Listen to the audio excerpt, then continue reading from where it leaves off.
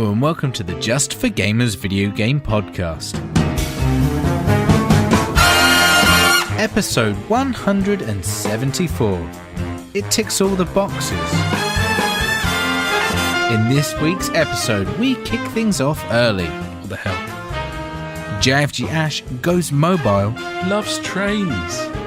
JfG Alex is looking for a career in F1. There's news on racing games. And finally, this summer drought, right? Innit? I know, right?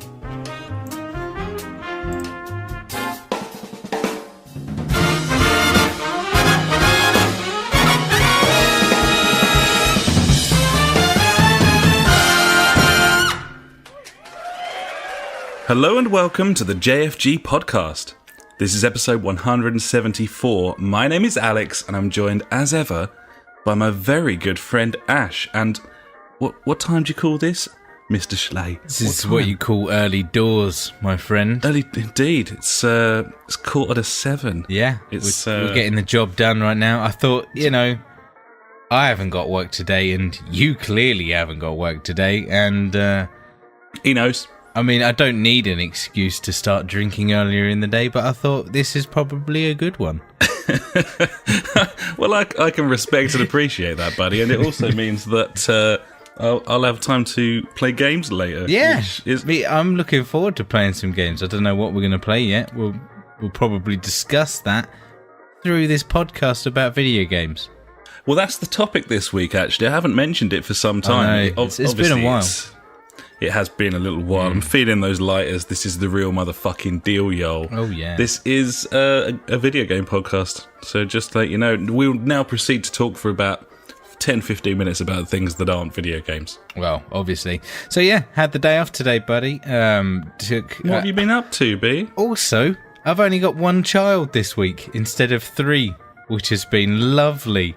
Shipped 2 of them off to the grandparents because, I was going to say, are they okay? Yeah, no, just lost them. Just got rid of them. Don't know where they went. They walked out the door one day, didn't come back. I was like, oh well, could always make some more, I guess. Innit? But yeah. One probably won't now, though. Now that I understand what having children is like. Yeah, probably won't. I mean, this is a perfect anymore. example of why you shouldn't have more. You've got shot of 2 of them, and you seem all the happier for it. It's amazing. Every other night, I don't have to put a child to bed. It's fantastic. Having one child is just a piece of piss. You're like, fucking.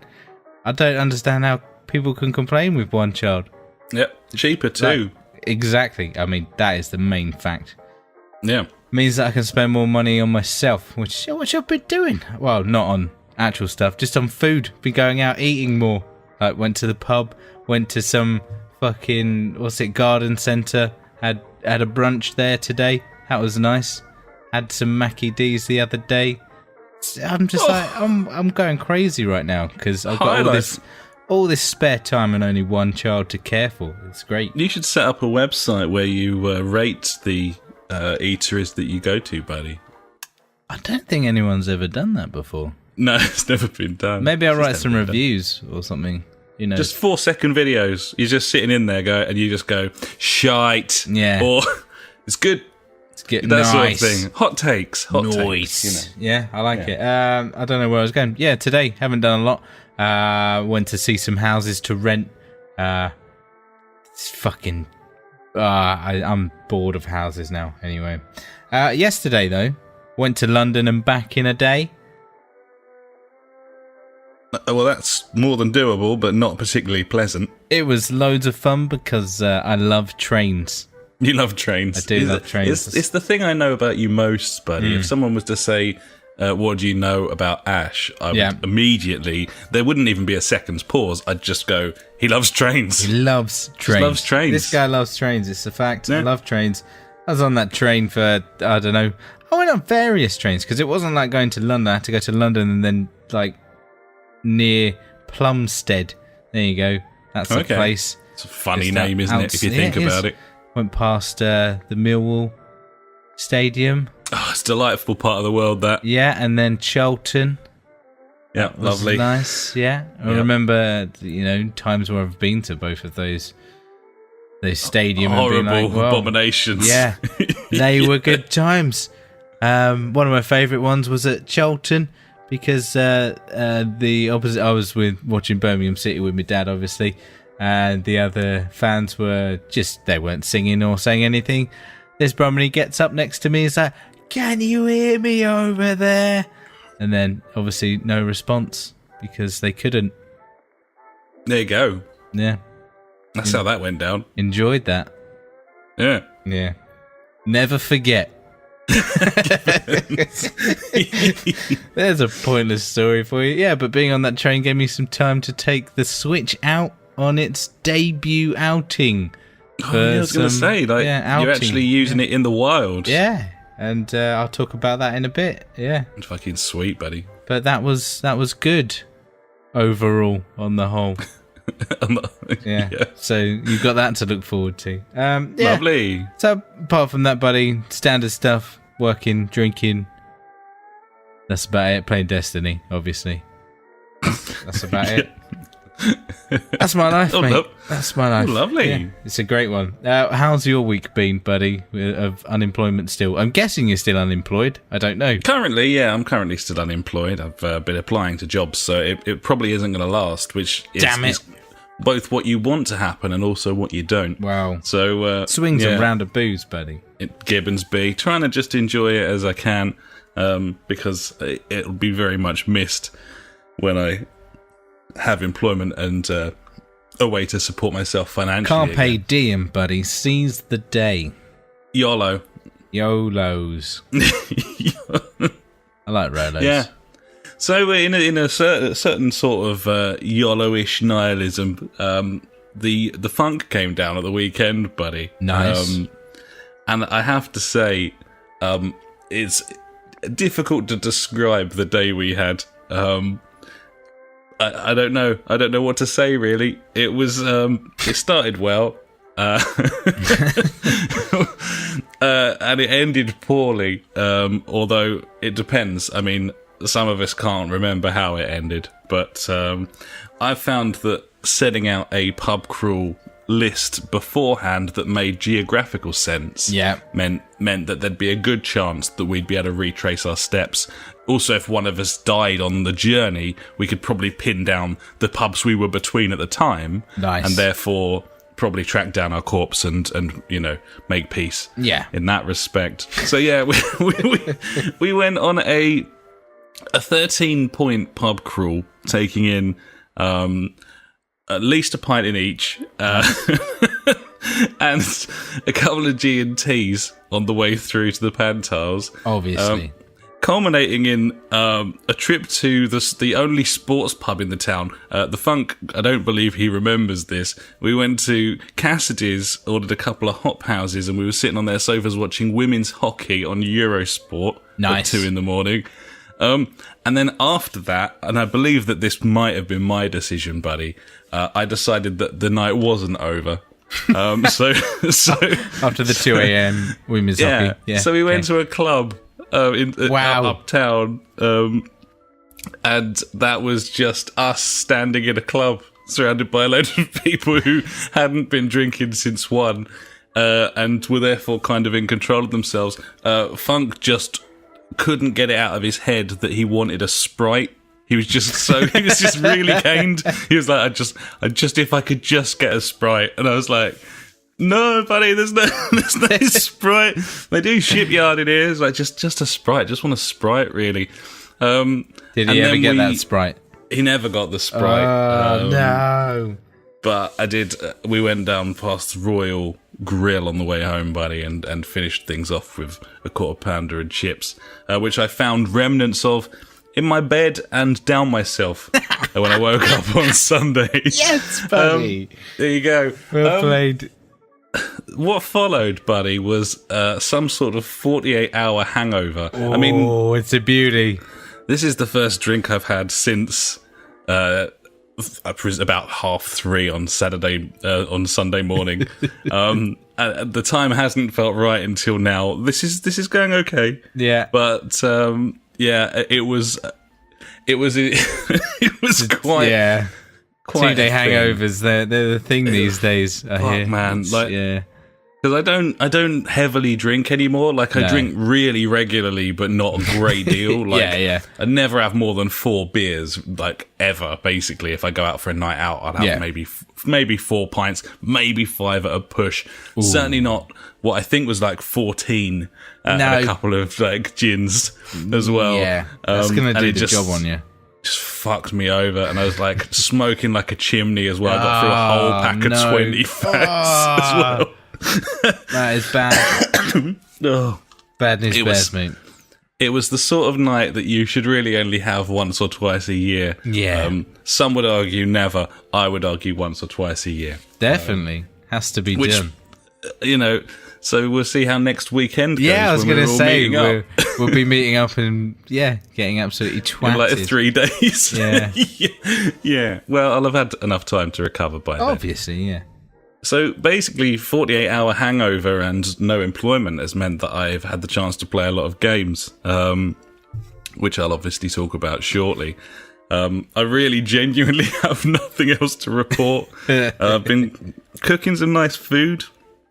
Did a lovely king prawn and scallop gratin last night, buddy, which was a bit fancy. As a thank you to the missus for tolerating my 48-hour hangover, which involved lots of things like her going out and buying me some Pringles and some... actually, Funk was meeting up with his missus and they were going around town. He didn't want to do that. Obviously, he wanted to curl up in a ball and fucking die. Obviously, but when he came back to bring the visitor's pass back for the car... he brought me a little care package of like Pringles and donuts and really tided me over for your on troubles. Sunday. Gibbons. It was fantastic and terrible in equal measure, and I'm looking forward to this weekend's shunt reunion, buddy. So nice. It's going to be good. It's going to be real good. So as I mentioned, I'm having a bit of a drink. I'm on the Estrella, buddy, because in 2 weeks' time I'm heading off to Barcelona for a few nights. That's going to be pretty cheeky. Lovely. What are you drinking, B? It's on the Green King IPA. It's cheap and cheerful, and it gets the job done. Well, it doesn't really get the job done, but I can just drink it and feel fine the next day. I think that there's something to be said for that. Yeah. Half the battle is yeah. On fucking Sunday, I went to the pub for dinner. I ended up having like 3 pints of Brewdog while I was there, so I was already shit-faced. And then I got home, had a couple of cans of Green King, and then I think it was like 4 bottles of San Miguel. And Monday was a bad day. I find that San Miguel quite evil. I'm not sure why. It doesn't have like a bitey taste. I didn't buy it, buddy. I got given it for teaching my son's football team. One of the mums were like, "Here's some beers for your troubles." Nice. I'm like, "Thanks." Yeah, I love it. That beer does not go down smooth for me, I must say. I was far too drunk by the time I was drinking it to care.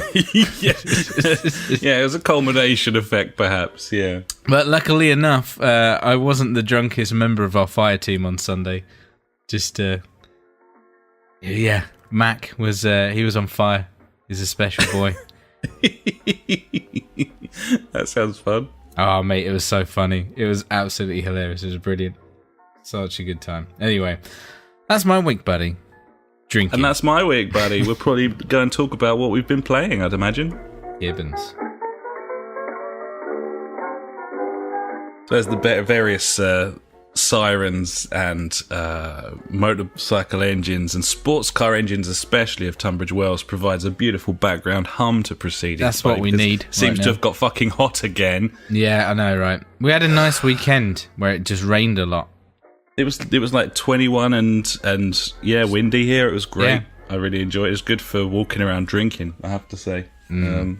Pleasant. It'd been like 35. I'm not sure how you'd be dead. Well, that would have gone. Yeah. Anyway, what have you been playing this week, buddy? Do you want to get the ball rolling? Yep. So obviously Destiny 2 has come round again this week. It seems to be sticking around for some reason. Don't know why.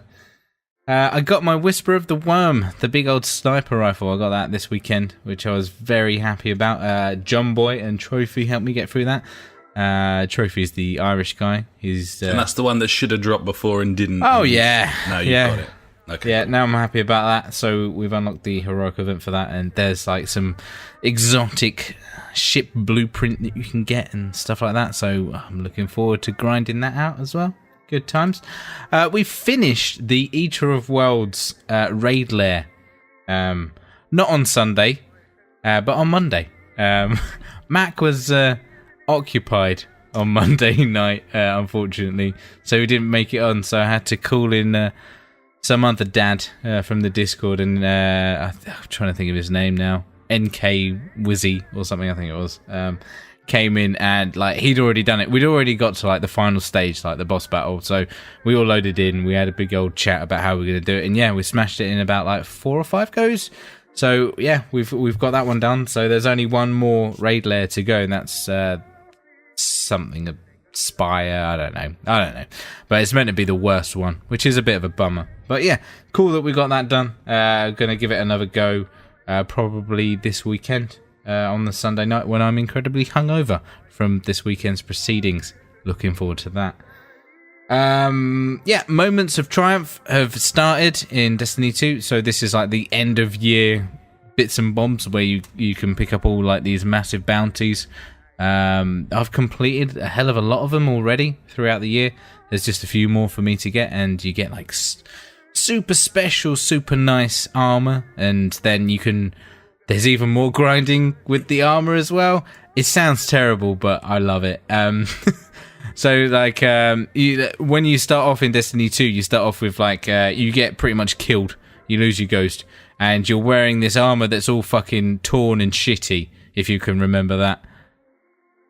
Vaguely. Yeah, vaguely. Anyway, yeah. When you get kicked off the spaceship and you land on Earth, and, yeah, it's all fucked up. So, it's that armor, and then as you rank it up, it turns into this uber super special armor, which is pretty cool. And they've brought back neon glowy stuff now as well, which is also good. I remember that from the tower. Yep, indeed. And yeah, the final thing is these Moments of Triumph, they come from the 4-week event that's going on now, which is the Solstice of Heroes.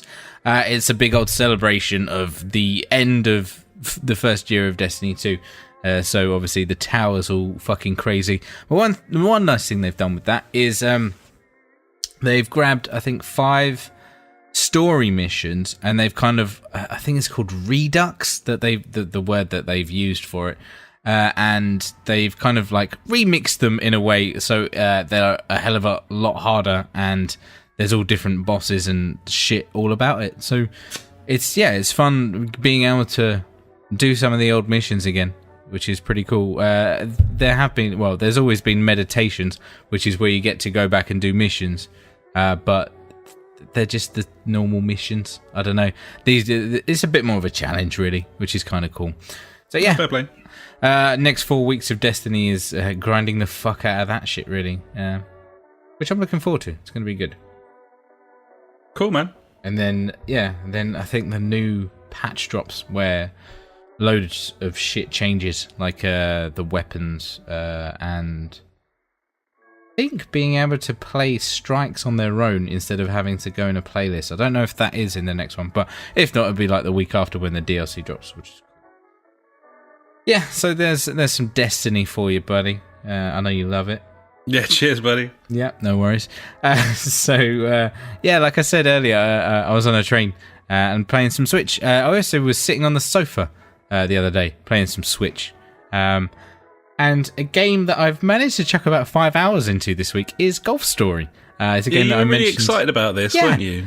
It's like it's a cartoony 2D, like 16-bit, I'd say, top-down golf game. So like your classic like SNES golf games where it's like looking above. It's the you got like the 3-click system, go, power, stop, and then press it again for accuracy. And then, you've got wind, and also there's like a dial for like what kind of not terrain. Well, obviously it tells you what terrain you're on, but what kind of slope you're on, and it tells you what slope you're hitting onto, which is kind of cool. So what the green is. That's quite cool for a sort of top-downy kind of game, isn't it, to have those extra little mechanics. Yeah, they've added those things that are in like Tiger Woods or whatever that have been for a while. But obviously you can see that because it's a 3D environment. But they've tried to include all that in this top-down 2D thing. So the main thing of this is a story mode.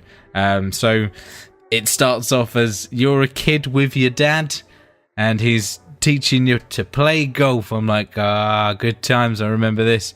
And then suddenly it like flash forwards you to an adult. You quit your job, you leave your like girlfriend, and you're like, I'm gonna be a golf pro like I wanted to when I was a kid. I'm like, yeah, fucking sweet, let's do this.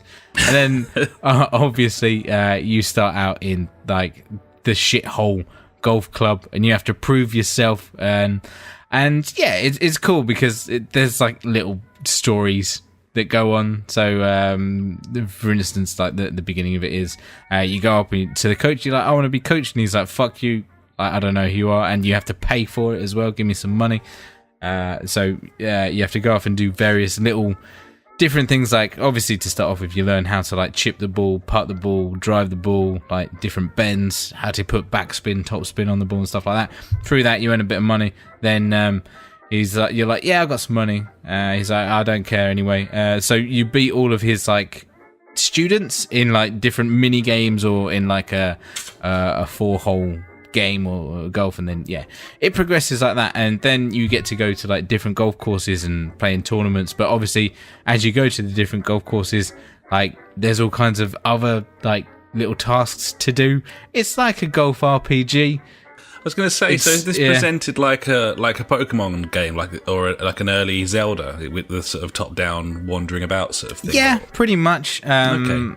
Not to those like RPG elements though, because like it's quite straightforward what you have to do. It's not like, oh, I've got to collect 100 of whatever or whatever it is kind of things. It's just go talk to a dude. He's like, do this, and you're like, okay, yeah, cool, I can do that, and you'll go off and do it, and you come back and he's like, yeah, sweet, here's some money and some XP, and then there'd be something else to do. And then when you've done everything, like the second area which I'm in, I think I'm just about to complete that area, is like a prehistoric themed golf course, and like all the people there are like cavemen and cavewomen. It's weird. I'm like, I dig it, I see what's going on here. Weird shit, I'm all into it. It sounds cool. Yeah, it's weird. Yeah, there was a mission where like an archaeologist, like he's like, I need to do some digging. So I got like a pitching wedge that was like had extra dig on it or something, and I was like, will this do? It's not quite a shovel. And he was like, yeah, that'll do. And you have to go and like dig up the fairway and stuff. It's different and interesting, and I don't know, it's nice and easy. It's perfect for the Switch, you know. Yeah, it's that kind of game. Very cool. So yeah, Golf Story, it's fun. I'm going to keep playing it a bit more and see how far I get with it. The other game that I chucked a couple of hours into was Mario Rabbids Kingdom thing, you know, XCOM, Mario XCOM, that game. And how is that? That looks cool as well. Yeah, I couldn't get into it. I don't know. I forced myself like 3 times now to play this game. Like, because I want to play it because I like XCOM. It's nice. I like Mario. That's nice. So together it should be like double nice, you know? Yeah. But I don't know. Maybe because it's so basic to start off with, I'm like, okay, yeah, I get what we're doing. I've got to go through all of these bits and bobs, and there's so much text as well to get through. I'm like, I can't be asked reading any of this kind of thing.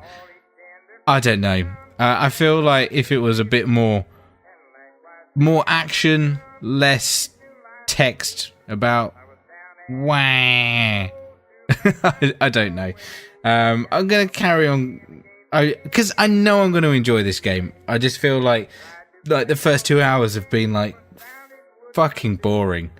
And do you think that that's a mixture of the fact that you are fairly familiar with XCOM, you've played like a fair few hours, and also the fact that they're having to cover all the bases for like 5-year-olds because obviously this is for people well. Like the majority of people that will get this game will not know about XCOM and that kind of play style or that gameplay. Yeah. So I understand it, but I mean, fuck, that doesn't make it any less annoying. No, or like you know, cut down the dialogue a bit, because it's just forever going on about some bollocks that I don't care about. I mean, it's not going to have a great story, really, at all. Maybe it does. I don't know. I'm not paying attention to it. I mean, because I just want to play it for what it is. So yeah, I'm going to persevere with it a bit more. If it really doesn't grab me in the next couple of hours, then fuck that game. Well, I think by that point you'd have certainly given it a fair go. I mean, I think just sometimes the case. You just keep bouncing off games, and it's such a shame because I feel like I'd love that kind of game, but I don't know. Maybe not. Who knows? Not me yet. Yeah, Gibbons.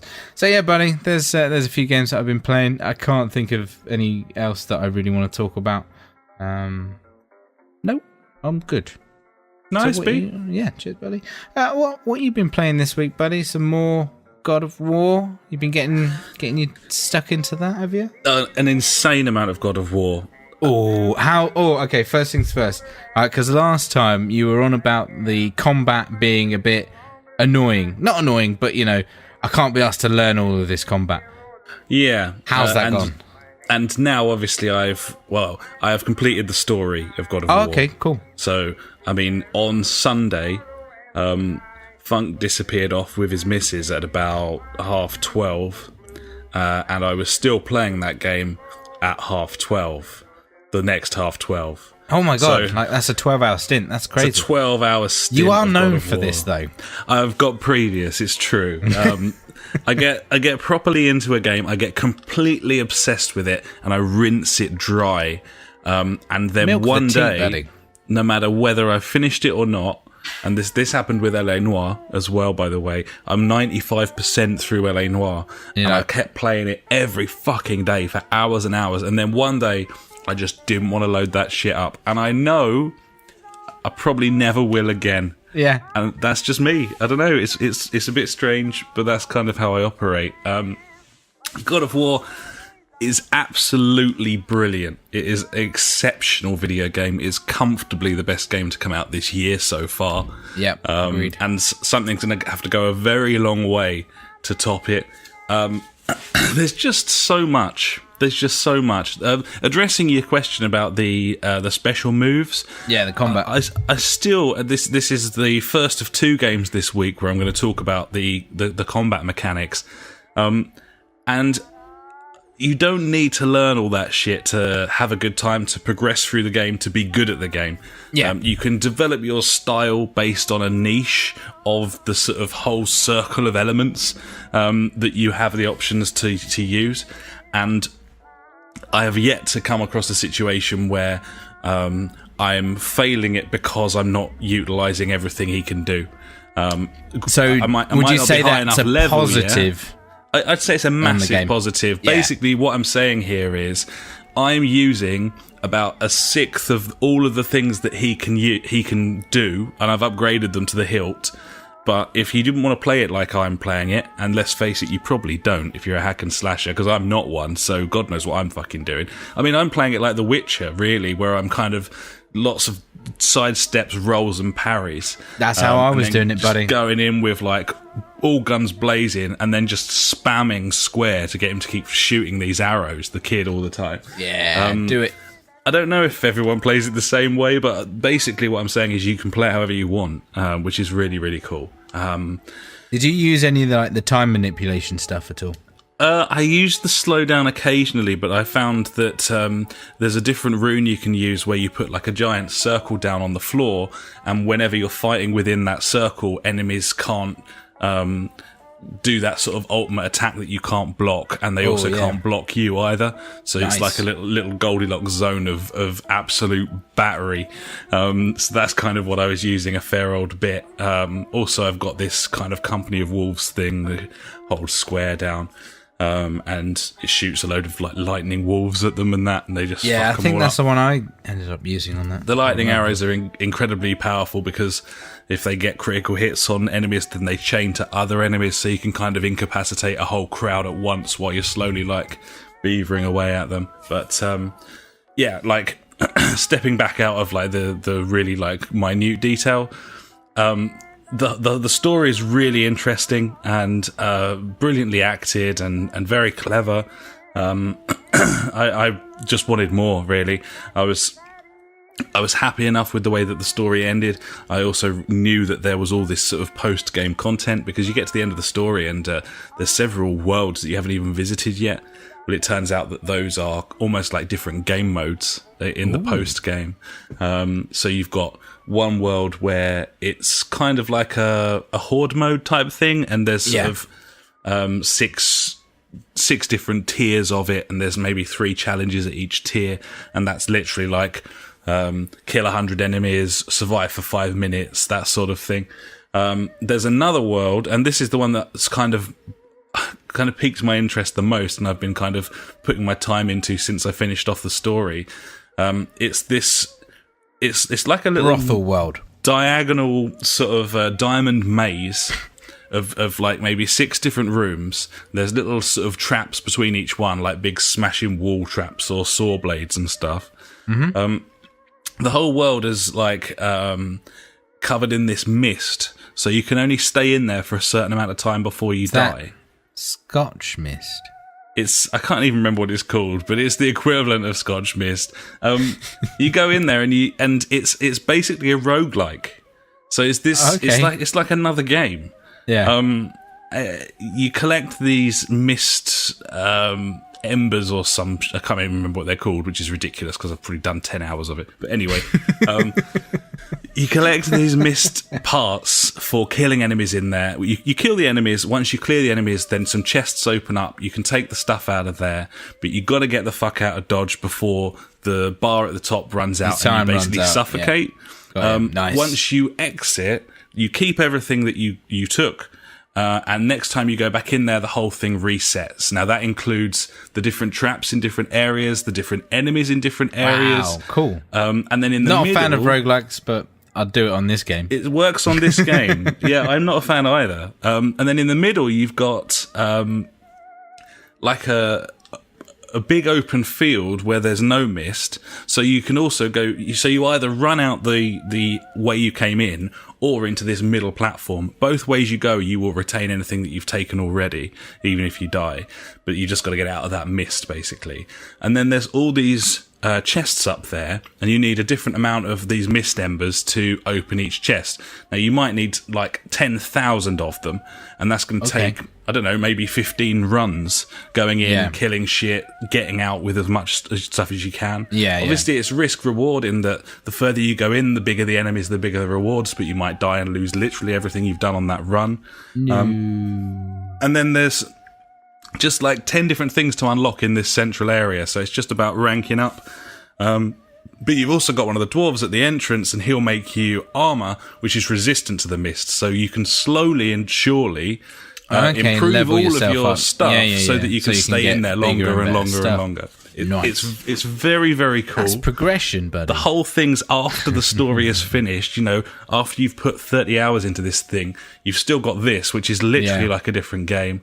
And with these combat mechanics and all the different enemies that you've met, it's just like a sort of greatest hits of it. It's very, very cool. I really like it. Nice. And that's before you even talk about the fact that it opens up like 10 bosses to take down after the story finishes. Like, there's just so much content here, and it's all quite unique. Like, it's all kind of different from what you would maybe be doing in the main campaign, but there's I was going to say, some exploration. because obviously you look at God of War, you think, right, single player campaign, off I go, get it done.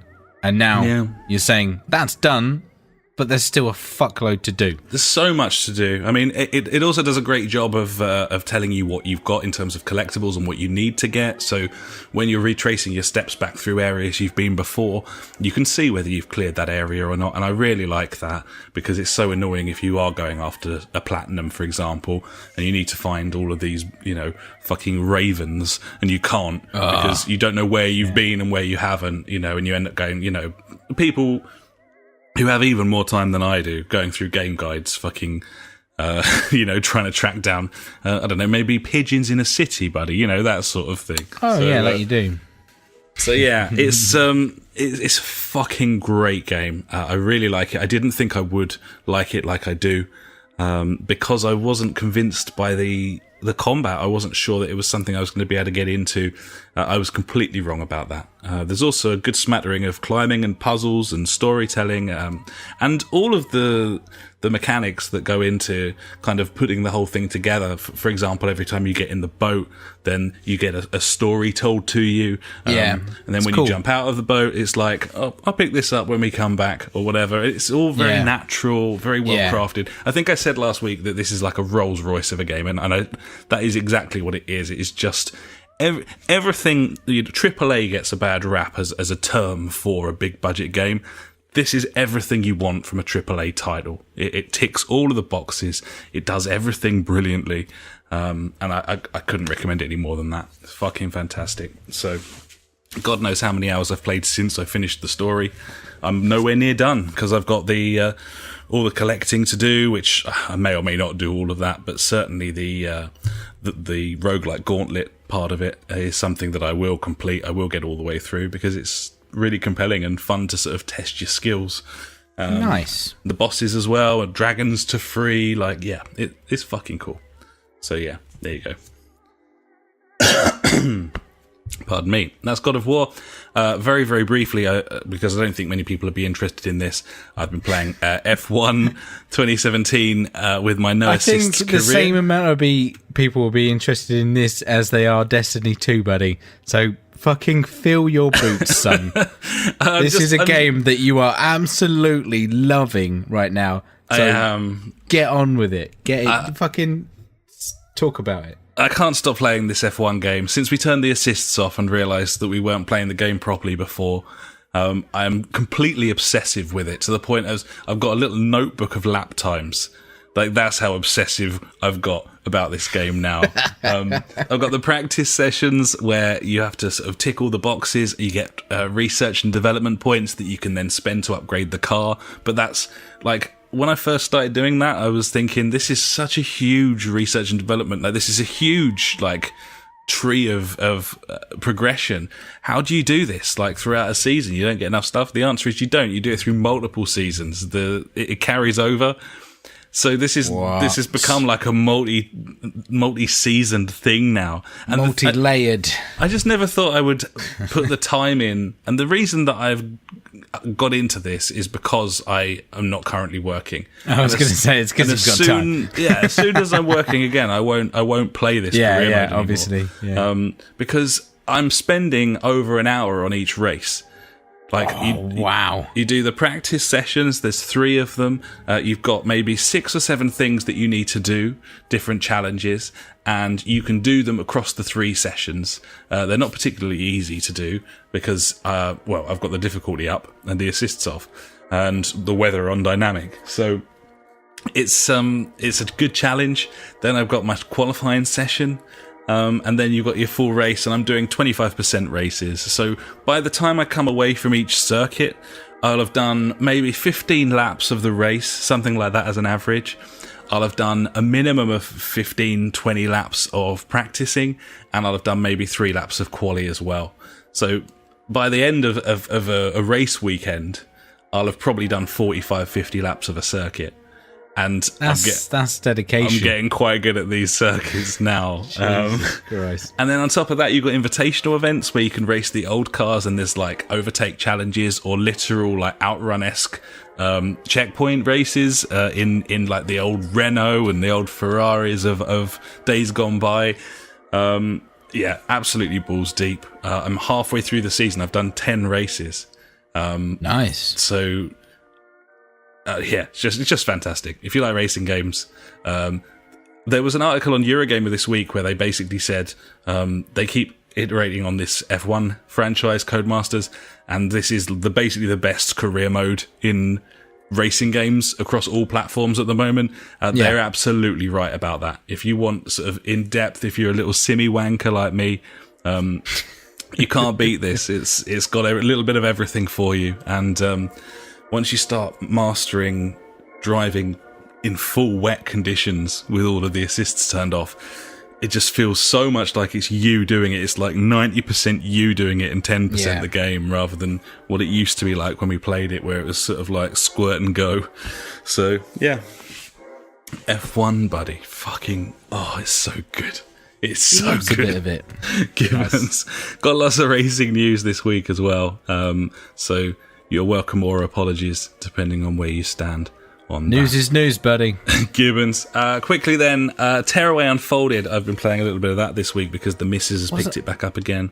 I was going to say that was a PS Plus game quite a while ago, wasn't it? Quite some time ago, yeah. It was the PS Plus. It was the PS4 version of Tearaway, which remains the best game on the Vita. And Indeed. I still don't think it's quite the same on the console, but it's pretty... I didn't find that. Like when I played it on the Vita, I was like, wow, this is... Because, it used the Vita... It used everything apart that the Vita had to offer. Yeah, it was like it was designed for it, and it just worked perfectly. And the fact that, I could cut dicks out of bits of paper, and then they'd just start falling from the sky. I mean, that's a good game in my eyes. Draw a cock and stick it on the head of a squirrel, like a crown. There you go. That's his new hat.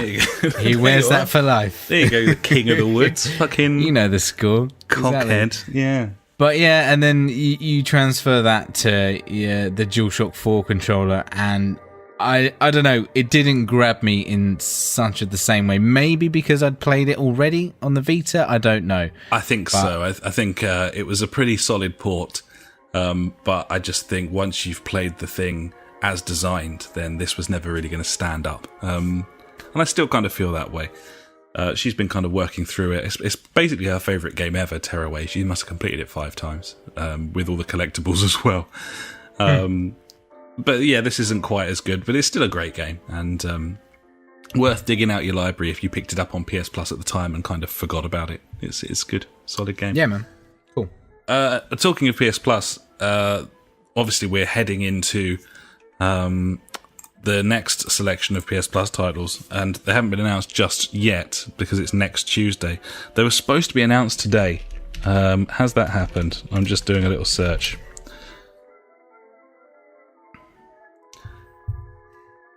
Yes, it has. Yay! We'll save that for later. We certainly will. Oh, wow. Okay, yeah, sure. Right, so last month's PS Plus titles included this one, buddy, and that was Absolver, which is, I didn't really know what it was. I'd seen some videos of people playing it, but I didn't really know exactly what it was. And I've been playing Absolver. I probably played an hour and a half of Absolver, which I would argue is enough time to make an opinion. Definitely. To form an opinion. I don't like this. There's lots of reasons why I don't like this. One of them is that it is actually a fighting game rather than anything else. This is like Street Fighter rather than God of War, for example. It's a lot of finickety, niggly combat. Blocking at just the right time. You've got multiple stances as well. This was something I didn't really quite realise. But this is like a third person. It looks like a third person sort of adventure game. But the idea is that you're using sort of kind of martial arts, and you're kind of coming up to people in the world. You can lock onto them, and then you're kind of kiting around them with your guard up, trying to get sort of shots in and defeat them. The added twist here is that the game is entirely online if you want it to be. So as you go through the seemingly single player world, there are these sort of hubs and zones, and you can bump into other players who, as I discovered, will immediately batter you to death with incredibly high level gear that you yet to have access to. So that's really nice when you come out of the tutorial zone into the very first world and you're met by someone wearing what I could only describe as Robocop armor and a fucking sword, and they just one-hit you, and you respawn and they one-hit you, and you respawn and they one-hit you, just as you're trying to like learn how the game works. So that's great. It runs like assholes as well. There's a really weird frame drop stutter thing going on here where you'll be running through an area and it seems to be losing a frame, but it does it every sort of second or half a second. So it's just this almost perfect movement, and then every half a second it just sort of stutters just a tiny bit, which is not ideal when you're playing a game that requires patience, timing, blocking, that sort of... Anyway, I'm going to stop talking about it. I don't like it at all. I think it's a pile of shit. And I also think it was very unfortunate to be something that I played the week that I properly got into God of War as well. So that will happen. We'll leave it there. So finally from me, buddy, unbeknownst to you, I have won the game of buying games. What? I bought this game today. I've wanted it for ages. It was on the store for £9, so I'll send it to your console. £9 if you want to have a go. Okay. I've replaced it with a voucher already. But it's That's crazy. It's have you heard of it? The Long Dark? Survival game? Yeah. This is a nice art style, isn't it? Survive the desolate wastelands of Canada in the woods, in the snow. This was a game that got funding from the Canadian government because they liked it so much. There's a running theme there. That's pretty cool.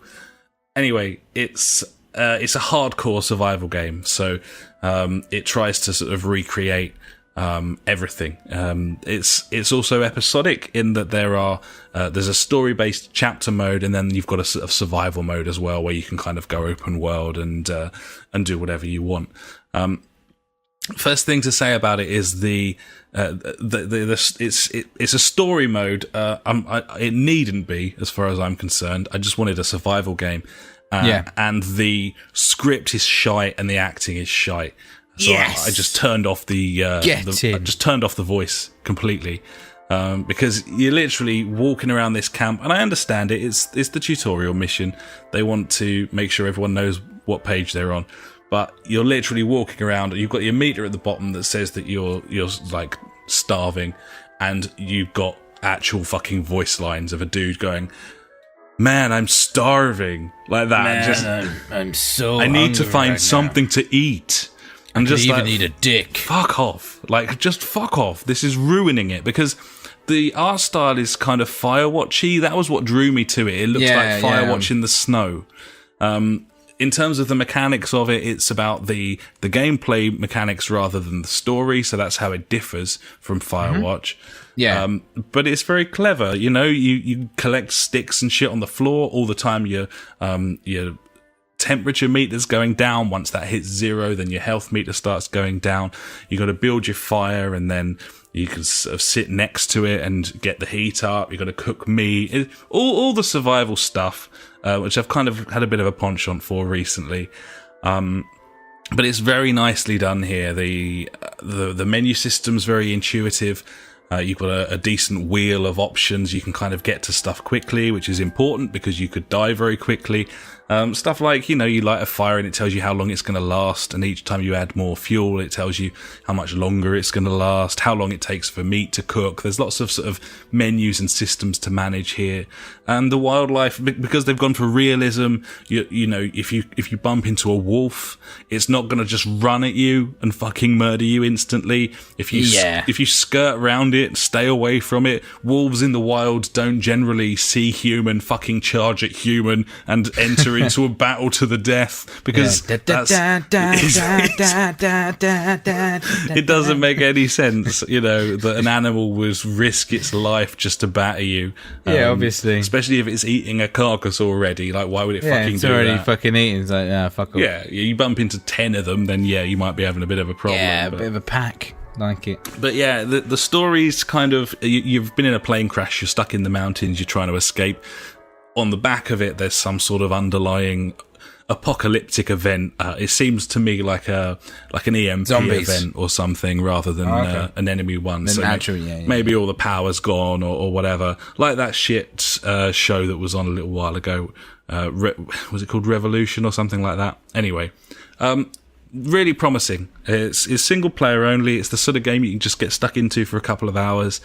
I really like it. It doesn't run perfectly, I must say. Like, there's some stuttering and stuff here, depending on what you're looking at. But all in all, the systems work very well, and so I can kind of forgive that for the mood that it creates. Really sort of nice, foreboding sort of strings and stuff in the background, and the weather effects are excellent as well. It does a real good job here. So, yeah, it's cool, man. And you've got it now as well, so send it over and you can have a go. Yeah, man, definitely. Fucking £9, man. That's just the thing. Like because there's been some good sales recently. And that's the time to pick up these types of games where you're like, yeah, I've kind of wanted to play this. Like, I'll chuck £9 at it. Why not? Fuck it. Exactly. And, as we'll get on to later, it's been quite the drought. So now's the time to delve into the back catalogue because, yeah, exactly. Certainly the PlayStation, there's all manner of stuff in there, little trinkets There's to a find. lot of games. Yeah. And that's like a big old, 60% off this game at the moment. So worth delving in. But yeah. I've been talking for far too long about what I've been playing, although that is kind of the point of things, so perhaps not. What we do. We should probably move on, buddy, unless you've got anything else. No, I'm good, buddy. Sweet. Now it's time for the news.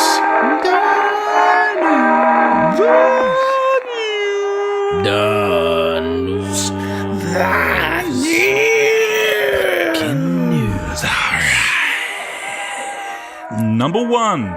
Number Wang. This is relatively new news, as in I did the news section earlier and this one hadn't popped up yet. This is a story, and Eurogamer kind of drew my attention to this, although I did see this newspaper in Sainsbury's yesterday. I don't know if you think saw... you were going to bust into the intro of Prince of Bel-Air. This is a story all about how the Daily Mirror is trying to sell papers by writing a load of fucking guff and putting it on the front page of their newspaper. This is a beauty. Fucking amazing. This shared the front page with a story about Danny Dyer's daughter, Danny Dyer, from Love Island. So that's fine. The story was Teens Video Game Hell, and the headline was Fortnite made me a suicidal drug addict. Yeah, it did. That game really made me do the drugs and wanted to kill myself. I mean, possibly. Could happen. Yeah, so... but doubt it was the game. Just saying. Could be the kid or the kid's parents to blame. Maybe. Maybe. Could be. But I don't know for sure. Probably. I mean, there's various quotes from this. Dad saves his son 17 from death plunge after he gets hooked on an online craze. His dad had to physically stop him from jumping to his death. Fortnite made me a suicidal, thieving, lying drug addict. I was taking speed so I'd stay awake and play all night, but then I started needing more. Of course. I was exhausted doing all-nighters, so my mate said I should try playing with amphetamines.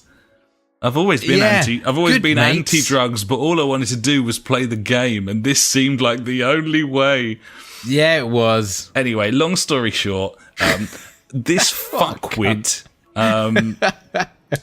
apparently is using Fortnite as a reason to explain away his various failures and drug addictions. Yeah, well done, that guy.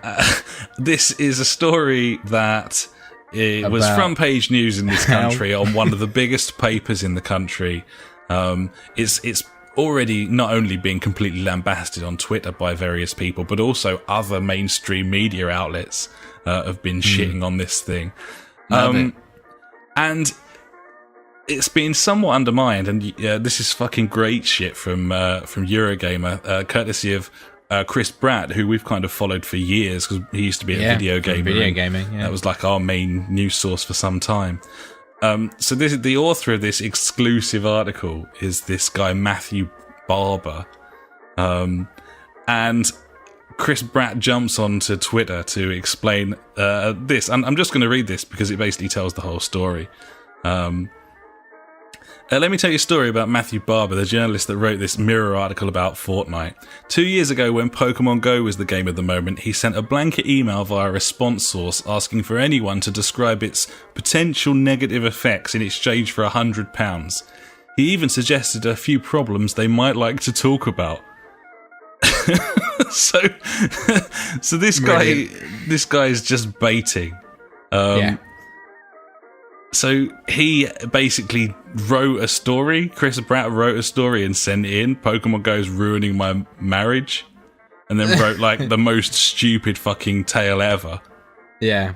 He wrote like he genuinely tried to make it ridiculous on purpose. For example, he quotes the line, "The betrayal hung in the air like a Pokeball that had been thrown just as the servers crashed." Right? And then he rang up and asked for like an interview over the phone. He said that he knew that it had been embellished and that it was a load of bollocks and that it didn't matter and he'd write it anyway. So, what a guy. So there you go. Apparently, eventually the story broke down because he wanted to get a quote from the woman involved in the story for it to be really juicy. Maybe we should have split up. And he lost his nerve at that stage and bailed out of it. So, yeah, that's not the only other example. This guy, he was offering cash for stories before in trade magazines. Just a complete fucking piece of work, arsehole, essentially, who can't be trusted in any way, shape or form, and therefore probably absolutely perfect for the front of one of our tabloid newspapers. But what amazes me, buddy, is the fact that we're still talking about like video games having negative effects, like as a form of media that fucking like ruins lives and so on. Definitely, yeah. After all this time, I remember this when I was fucking 8 or 9 years old, playing like Sega. That there were these stories about kids who, it's ruining, Mario's ruining his life, and yeah, man, it's just incredible. Like David James blaming Wipeout for being shit. He did not do the that. Game being shit. He did. He blamed the fact that he was playing too much Wipeout. That's why he was shit. David James, calamity. Fucking ridiculous. Yeah. So I'll end this with with this one. Another one from the same dude. An email sent by Response Source on behalf of him to a PR agency from the 8th of June, working on a story for the Sunday Mirror, wants urgently to speak to a family whose child has become addicted to Fortnite. We need this to be as strong as possible. The case study can be anonymous and we can pay a £300 fee. We can also fully credit any clinic or therapist. So yeah, slow news, so why not make your own? Pay for it as well. Well, there's a tweet from this guy, Ryan Brown. He says he's a games writer for The Mirror. And he came out and said, I'd just like to confirm that this is complete bollocks. I wish they'd confirm with us before printing this. There's no point in having games coverage if we're going to run stuff like this in print. So even their own people are like, this is fucking retarded. And all it serves to do is to remind people that you should get your gaming news elsewhere. For example, the JfG podcast. JfG podcast, like you do already, like obviously. Yeah. So yeah, ridiculous. Had to be mentioned. We'll move on. Number 2. Onrush developer Evolution Studios says post-launch content won't be affected by the layoffs of its studio. It also says to expect a big August update, including, and I quote, something a lot of you have been asking for. A cheaper price point, yeah. No. It's dropped down to 35 already on the store, which is still what it should have launched at. Yeah. At the very most. What do you think this is going to be? The way I see it, it's either going to be a PC version, because some people still want to play this game on PC. Yeah, sure, maybe. Or actual racing? Racing. As in a mode, I think it will be an actual racing mode. A mode where you can come first. I think that's going to be it. I hope it is that. Race because, you just go back to like the MotorStorm modes. Like, why not just make that a mode in your game? Don't you think, like, racing? The conversations that they must have had, they must have thought about it. It's a fucking racing game. It's literally a racing game. Like, the cars going fast, round the track. Honestly, I don't really understand why you wouldn't include a mode where there's positions in a racing game. I don't understand. I don't know. I would assume that it would be that. I mean, it's worth noting, and I think someone mentioned this on the article I was looking at in the comments. If there is a big update in August, so close to the original launch of the game, to have got that through PlayStation and Microsoft, in terms of getting it vetted and up on the store in time, they probably would have had to have submitted that before all of the layoffs anyway, which is probably one of the reasons why it's not going to be affected more than likely, by it. But either way, we'll keep you posted on that. That game had something for me. It just was different, buddy. They were trying something, and it just didn't catch on, or wasn't the right timing for the release of it. And a mixture of I don't know. Yeah, it just didn't go well for them, unfortunately. Again, no. Well, we keep you posted on that. We'll move on from now. Nvidia is giving away Kingston 120GB SSDs with its new range of graphics cards. That's the sort of second tier budget range of new graphics cards, so the 1050s and the 1060s. A 4GB 1060 has set you back about £250 at this point and should be more than capable of running basically anything in 1080p at around sort of 50-60 frames per second, something like that. I still feel that's way too much money for that. It's expensive. These cards are insane. But obviously with the 120GB SSD, I mean, what's that worth these days? 40 quid? 50 quid? If that. Maybe. I don't know. Kingston's a good make, I guess, though, isn't it? So, 50 quid maybe, 40. So, I mean, if you're building... if you're building a rig machine, then it's probably good to go for. Obviously, the new range of cards, the 1170 and the 1180 these are the rumored names of these cards that are allegedly arriving in the autumn. But obviously, those will cost roughly the price of a fucking castle. So I don't really know how viable that is for anyone at this point. I mean, that 1180, with decent cash, it's going to be $1,000, isn't it? Do you not think? Yeah, it's going to be. They're rumored to be more expensive than, the 1080s and 1080 Ti's when they came out. So you're talking up to $1,000. Just for a graphics card. For a graphics card that would be obsolete after 3 years, 4 years. Yeah. I mean, it used to, PC rigs used to be relatively pricey to build versus consoles, and by that I mean you probably had to spend, I would say, $1,000 as opposed to a console for sort of 350, 400. But even the top of the line cards when I was building rigs were 350, 380, at a push. Basically the price of a console. The new cards are the price of 3 or 4 consoles before you've even got your processor or your board or your fucking anything. I don't know, man. And I've been looking at the 1060s a fair bit because really you want a 1070 because you're not spending stupid amounts of money, but you're still going to get a good bang for your buck. You can run 2K games. Not the games from 2K, like Borderlands or whatever. You can run games at 2K resolution or whatever, and that they'll run at really good frame rates on ultra settings and stuff like that. But I don't know. I've been thinking about the whole 4K revolution and stuff like that, and I think that I'm going to stick with 1080. Just fuck it. For at least the next 3 years. I don't know, because I don't even think that the new consoles, whenever they come out 2020 or whatever, that they're going to be able to run 4K that well, I mean, I don't know. This is just how I'm thinking at the moment. It depends what these Ryzen chips do.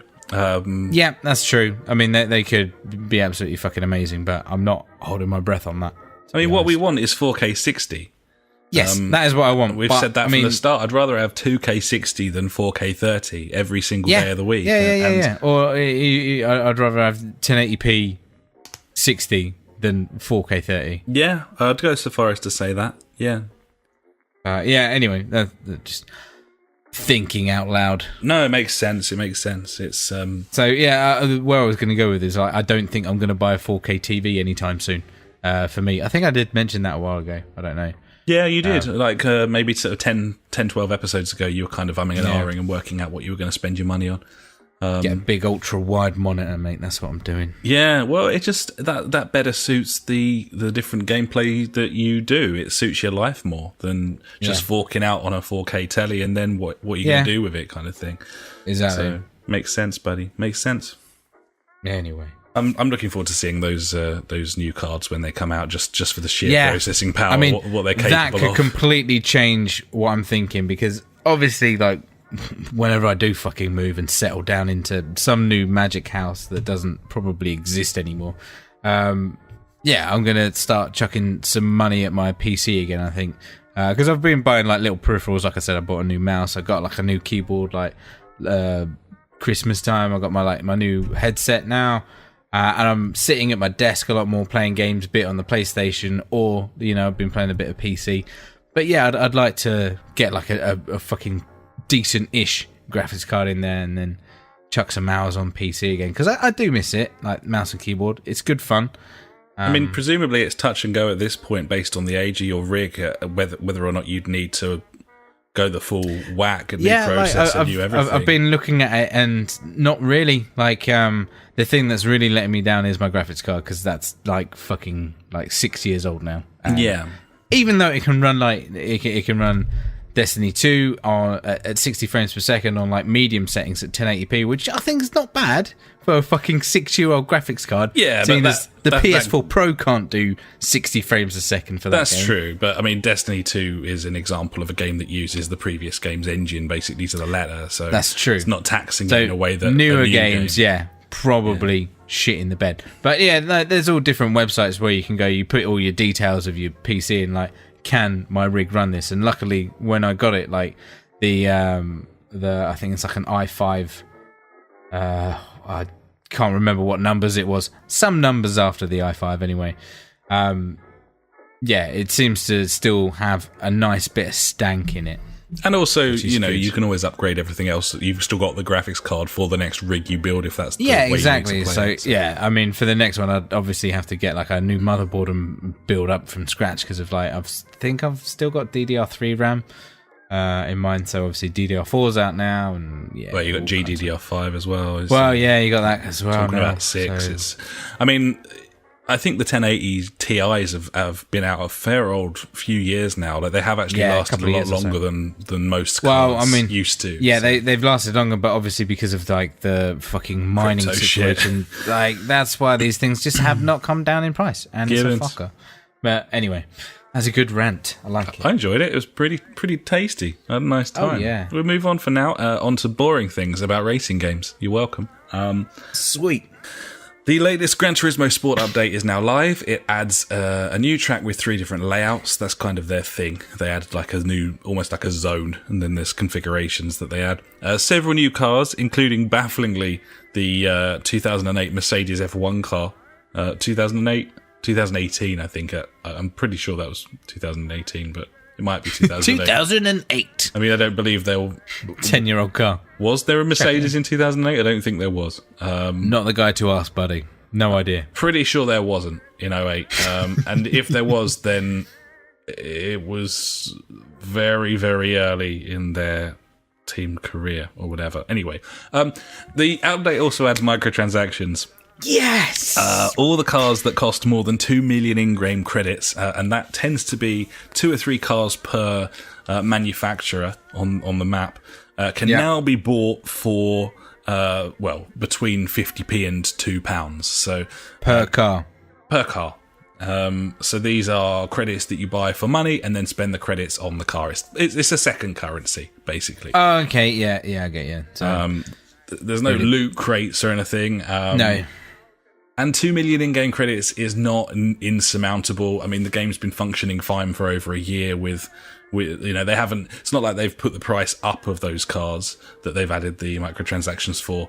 It's still an odd thing to do at this point, because from what I can make out, you make all your microtransaction money when a game first launches. Yeah. And then you take it out. You take it out. And a funny thing to do this week, of course, because loot boxes are being removed from Forza 7, as are the second currency microtransactions. So the game is old. They've made their money from it, I suppose. But the the loot crates in Forza 7, they were all set up for monetization in that it looked for all the world like they were going to have microtransactions in the game, sell loot crates for money or so on. But that proved so unpopular with the Forza community that Microsoft never did it. So these weird loot crates that make fuck all sense and have never been monetized have just been sitting in Forza 7 for the entirety of its existence. And Turn 10 have finally taken them out completely, which apparently was not an easy thing to do, but that's their fucking fault, i.e. Microsoft's fucking fault. Shouldn't have done it in the first place. And it is worth mentioning, I would say, that as well as not having any fucking decent first-party games at Microsoft, every single first-party Microsoft game that's come out on the Xbox One since the launch of that console has been littered with loot crates, microtransactions, second, third currencies. Like that doesn't get mentioned enough. Like, they haven't just been not releasing enough games. They don't just have a shortage of first-party studios. But the games that they have been launching, they've been under the surface fucking raping from the inside. I love it. It's a bit weird. Anyway, they're being removed, and the game tokens, which I think started out in Forza 6, where that was where Turn 10 came out and said, oh, it's for people who haven't got time to, and there were cars on there that you'd have to grind race after race for sort of 50 hours to unlock a car and so on. All those game tokens have now been removed, and they will not feature in any future Forza games or Forza Horizon games. So, yeah, there you go. Baby steps. Sure, fuck it completely, and then try and claim some form of weird modicum of credit for fixing the thing and putting it back to the way that it should have been in the first place. Hey guys, we did it. Well done. We did it, guys. Great stuff. Check it out. In other racing news, Codemasters have been talking about F1 2018. It sounds very much to me like it is an update, an iteration, a FIFA, if you will, rather than like a brand new thing. The only mechanical does that put thing, your stance on it? It puts it into, and this has kind of been factored in because of the fact that friend of the podcast, Paul, has now picked up the latest game, and I'm having so much fun with it. I really don't feel any need to pick this up at launch now. I love it. It'll drop down into a sale. I'd be willing to pay £35 for it. 35 quid. I'm happy. And that will happen by October anyway, at which point we'll probably pick it up. So they've done some remodeling on the handling and the suspensions and stuff. And normally it is better. It's just not like mega better. Obviously it'll have 2 new tracks, but that's just because they have the official F1 license and they're racing 2 tracks this year that they didn't last time. It? Yeah. So you got the French Grand Prix that. and the German Grand Prix, neither of which featured last season. So Circuit Paul Ricard and Hockenheim will be in there. They're touting a major career update, but in all of the interviews they've been talking about this game, they've been saying it's basically dialogue trees, so media and press conferences and so on with dialogue trees of like pick your answer, and then was it in the TOCA race car driver? Yeah, race driver. Was quite a big thing, and that was a great thing. Like, it was really cool. Yeah, it was. But at the same time, I think F1 at this stage, like, I'm not sure that the big F1 fans really see that as a major update. I'm not sure they give a fuck about that at all. No, of course they don't, because they just want to race cars. Yeah, I don't care about that at all. No. But it changes the way that How the much team of a and fans bellend see can you be? Yeah, you can. You can be like maximum a showman. bellend. I just don't think Can anyone you who do loves... donuts after winning the race to add more? There was a penis video points? of Daniel Ricciardo doing donuts in the video game, so I'd imagine that you can. Yes, I hope so. It would be easier to understand them focusing on that if the game engine that Cody's used for the F1 game could handle human beings. I don't know if you... there is some minor interaction with humans in the current game. So when you've got an agent who is this woman, this generic British Emma woman, and then you've got a dude who's like your race engineer guy, and he comes to you and says whether you've fitted like new research and development parts to the engine and so on. And they look like android nightmares. Love it. And the idea, I mean, I've seen some footage of this thing in action. It looks a little bit better, but it still doesn't look good. So yeah, I don't know. Not a lot to get excited about, really. They've made some career mode tweaks. It looks slightly better. The biggest graphical improvement is that they've added some sort of changeable weather effects, like you get the sort of humidity, where you get the reflection off the tarmac when it's really hot, sort of haze and fogging and stuff that wasn't in the latest game. But the way that the current game can sometimes chug, and they're using the same fucking engine for this one, that almost worries me more than anything. Like the way that Project Cars run when you've got a grid of 30 cars in the rain. That's a good example of why maybe you want to race in the dry sometimes, buddy. Maybe. So yeah, that's F1. And finally, in terms of racing news, buddy, Assetto Corsa, it's nice and quick. Assetto Corsa Competizione has an early access release date on PC of the 12th of September. The game will initially launch with fuck all of anything. So this game is launching in early access and with one track, the Nürburgring Grand Prix circuit, and one car, the GT3 Lamborghini Huracan. Sign me up. With new content being added monthly until the game is ready to come out of early access and launch properly. I got no issue with this. People know what they're getting. Yeah, exactly.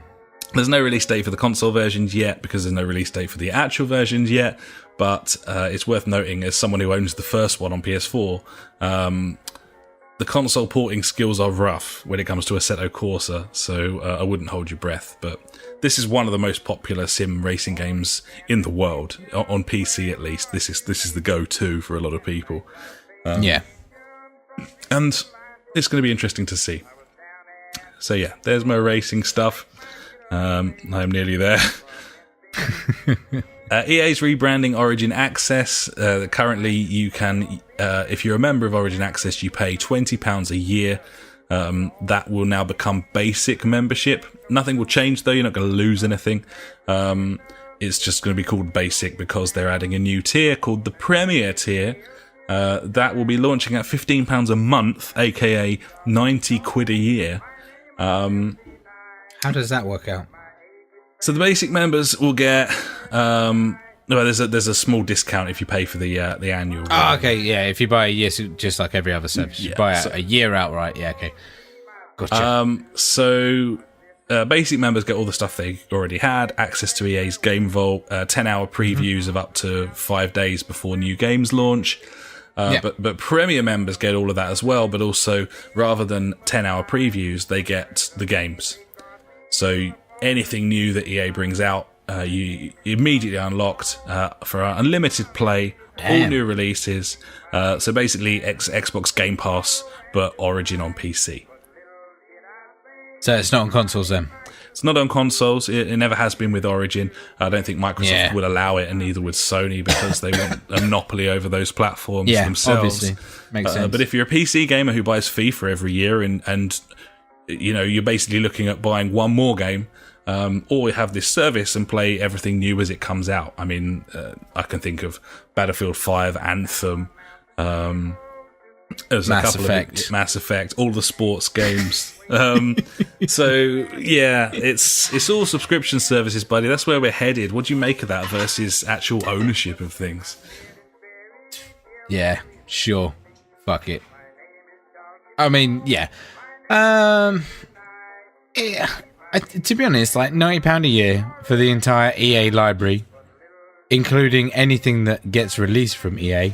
I mean, obviously, we hate EA, but price point wise, that's not too bad, because EA bring out a lot of fucking games. They do. Just saying. Yeah. I mean, if you're a sports fan who picks up like FIFA and Madden every year, then you're there already. It's paid for, really, isn't it? That's it. I'm guessing this includes all DLC and everything with that as well? I don't know about that.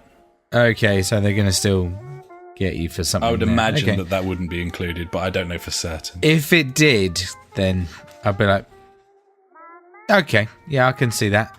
I mean, I don't play any EA games, but if I did, then yeah, I'd do it. But I don't know if it's a case, like, because obviously Battlefield is going to be there, So So that's massive on PC. So they're going to pick that up on there. But then obviously you've got all your DLC that you're going to have to buy on top of that. But then what happens is, like, you've bought the DLC separate, but then you don't want to pay for the subscription anymore. You're going to have to go and buy the actual game itself, which is proper shit. They'll get you in the end, but... of course they will. Yeah, it's a good deal if you like EA games and play lots of them.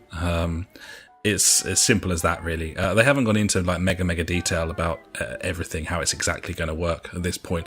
I mean, Xbox Game Pass, you just keep anything that you were a member for, so that's kind of fine. I don't know. We'll see. We'll see how it works out. I think a lot of people will like it, but it sounds a lot of money when you say it, like £90. It's more than Prime. Just seems that's true. Seems a little expensive, but it probably is. Yeah, I don't know. In relation to how much video games are, though, it's not too bad for what you're getting. Gibbons. Not condoning it or anything, but, you know, meh. Take it or leave it. Few more bits from me. One's PES related. I don't know how many people who listen to this care about that, but I'll just run through it very quickly. PES has added the Turkish Football League license, the Turkish Super League. Yes. That's fine. That makes, I think, 10 new divisions this season fully licensed, including the Scottish and the Danish and the Swedish and so on. They signed Rangers, didn't they? Rangers and Celtic as prime partners. They're apparently mapping the Celtic Park and Ibrox. I think you said that last week, didn't you? Well, they've got the Turkish Super League now, so you'll have Besiktas and Fenerbahce Probably and Galatasaray. Yeah, it may well have been. We finally got some information about My Club. The video has been released. Demo for this game's going live on all platforms, including PC, on the 8th of August, by the way. So that's coming out in a week or so's time. The headlines for My Club are that it's going to be easier to get good players because agents will be cheaper. They'll also be doing agents for 25k who can sign 3 players. I think that they can just turn that into a bigger microtransaction, the whole gold coins thing. Nice. Player stats will increase and decrease depending on real life performance. So if they play well, or if a player who's not known for scoring free kicks suddenly hammers in a free kick, then they might pick up the free kick attribute for that week on their player or for however long, which is quite cool. I like that. Training will now let you teach players new skills and abilities.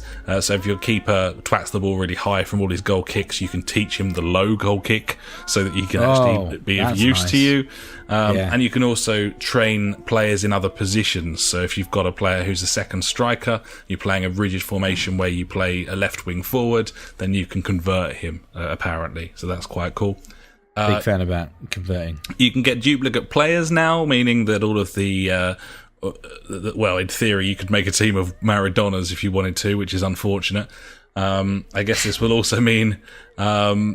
multiple everything. Apparently, if you've got 3 of a player, you can trade him in for another player of a similar quality or something like that. And there's going to be daily challenges and tournaments rather than weekly ones, so there'll be a lot more to do this year. That'll keep you coming back every day. I think so. The biggest question that we have as a service was regarding co-op matchmaking. At the moment, if you want to play as a club team, and it doesn't immediately find another club team to pair you with, then it pairs you with a My Club team, aka a Dream Team, and vice versa. And that sucks balls, and we don't want that at all. I tweeted Konami earlier asking for them to tell me what the fuck was going on there, and I have not heard back yet, buddy. I don't think you will. Probably not, although I don't really know. I mean... You never know. You never know. They do come back to some stuff, but it certainly seems unlikely. Either way, I'm sure nothing will have changed there at all. So what can you say? Not a lot. Not a lot. So yeah, that's PES. Finally from me, buddy. Splinter Cell, Blacklist and Double Agent are now backwards compatible on Xbox One. You know I like to highlight those. Those are two good games. One of them better than the other. And Call of Duty beta trailer shows tiny bit of footage of Blackout mode, which is Call of Duty's Battle Royale. So this is Black Ops Battle Royale, featuring cars, bikes, boats and choppers and blah, blah, blah. I don't really care. But yeah, there you go, buddy. Battle Royale, Call of Duty, beta access to pre-orders next week. All the best things. Fucking, did we mention about fucking whatchamacallit last week? I don't think we did. Fallout 76 fucking beta access, where if you pre-order it, you get a chance to get on the beta. It's like, fuck me. Jesus, this is where we're going now, huh? Cool. Gibbons, yeah. I like it. This is what it's all about. I love it. Yep. Brilliant. Anyway, yeah. Oh, cool. So that's my news, buddy. Fair old chunk of it. And I suppose it's probably therefore time for me to hand over to you for my favourite section, and I'm sure the listeners as well. And that is, of course, Ash's News Favourite Things of the Week. If you like news but hate information, you have found the right place. Ash's News Favourite Thing of the Week. Cheers, buddy. Few things this week. We're going to start off with something that's been an ongoing thing for quite a while. Stardew Valley, buddy. Yeah. Multiplayer is hit. It is live. On consoles? Sure. I know all the facts. Don't know. If it's updated to patch 1.3, then yes. If not, then no. Who knows? Anyway. So yeah, this is where you can play Stardew Valley with your friends, be it online or LAN. That makes me think that it's PC based, but we'll see. Yeah, it's just PC for now, but they're going to announce. Yeah, it will be coming. Going to come to all others, including the Switch, in the not too distant future. Yes, good on. So it supports up to 4-player co-op, which is pretty cool, which it did in the beta. And yeah, Stardew Valley. That game is good. Yeah. It's fun. Like it. What's next, you say? Let's go for this. Ubisoft. Classic Ubisoft here. They suspend 1,300 Rainbow Six Siege cheaters in a week. Apparently cheating's rife on this game. Yeah, I don't really know much about it, considering it's a game that I own. I don't know how you cheat on that game, really. But probably on all, PC with aimbots and all kinds of fuckeries, because, PC's the best for gaming, buddy. Yeah, Master Gibbons. Race and all, with all the cheaty cunts. Gibbons. Makes sense. But yeah, they were also putting out loads of bans for like toxic chat and stuff like that. So there was a thing, I think there was like a meme or something I saw the other day where someone like asked, what's the name of that country in Africa beginning with N? I saw this. Yeah, they were baiting enemies Yeah. into typing. Yeah, Nigeria. Yeah, and then they get Or the kicked other one. Yeah. and that banned. happened. Yeah. Yep. So, yeah. Great group of guys there. Definitely. Yeah. Yeah. Really good. PlayStation news, buddy. Oh? You heard about that? Something about 82.2 million units now are out there. That's a lot. Console gaming's dead, you know that. But differently, the PlayStation Plus subscription dropped by 300,000 between March and June. Yeah, I saw these stats, and I think it's up above 35 million. Yeah, they're still all right, I'd say. But someone did break that down, because when you think about it, like 300,000, they've got 35 million. Like, who fucking cares? But actually, with the increase in the cost, that's substantial revenue, isn't it? Yeah, that's big monies. I think it's like £14 million. Fucked it. Like, that's quite a lot of money. I suppose that if you're Sony, maybe that isn't a lot of money. Possibly not. I don't know. Probably not. They don't care. They're like care. chump change. Who cares? Finally this week, buddy. Not a lot from me, as always. No Man's Sky. That game that you played last week, and I haven't played this week. Nor have I. Even though I said I was going to. It's fucking back on Steam as like one of the most played games at the moment. Lots of YouTubers making series of it. Yeah. They're fucking absolutely smashing it now, apparently. Because that game makes sense when you've got someone to play it with. Really, it I would have does. thought that. Yeah. You know? So, yeah, I mean, it could be turning around for them. It could be. It could be. I certainly do want to play more of it. I just haven't at this point. I've been getting on with like 7 other things. So, but yeah, no, fair enough. I mean, as we said before, buddy, with the sort of the launch of the Xbox version, that's kind of helped paper over the cracks a little bit and make people. It really kind of has, forget. isn't it? It's like a new launch. Oh, it's a new game. Yeah. Oh, look at that, new game. Yeah. It says like at the peak of a 24-hour period. On Steam, it was 84,000 players. That's quite a lot. It's quite a lot. Especially for No Man's Sky. Yeah, very much so. So there you go, buddy. There's a few bits this week. I struggled this week to find anything, really. That's cool, buddy. As is tradition I made in up the for summer. it by waffling on for like half an hour, so... Fucking nailed it, buddy. You're welcome. You got this. Well, thank you very much, buddy. That was your news. Before that, of course, was my news. And that, ladies and gentlemen, was the news. And now it's time for Out This Week. Let's take a look at some games coming out this week. Probably filled with microtransactions, loot crates, pay to win mechanics. Because fuck you all. Fuck you all. Fuck you all. Fuck you all. Buy our shit. Loving the jingle, by the way. You're a fan? I got a message from a friend of the podcast, like it. Mark, saying loving the new Out This Week jingle, telling it like it fucking is. Yeah. So, yeah. I'm glad. It just makes sense. It's just all true, you know? If you didn't know about it already, then it just explains it quite succinctly. So, so you're away. Out this week, we've got a few games coming out this week, but we've also got the Games for Gold lineup and the PS Plus lineup. Trade in those games for gold. Games for Gold. Put your gold in an envelope and get games when we receive your gold. Send it to us Yep. here at the JfG podcast, Yep. and we'll send you some games. Let's send it. Send us some gold. Send it over. Fucking do it, you bastards. So Xbox, buddy, a solid lineup from both parties this month. Excellent games for gold lineup of Forza Horizon 2 and For Honor for the Xbox One, and the 360 and backwards compatibility games. They are Dead Space 3 and Epic Mickey 2. What do you think?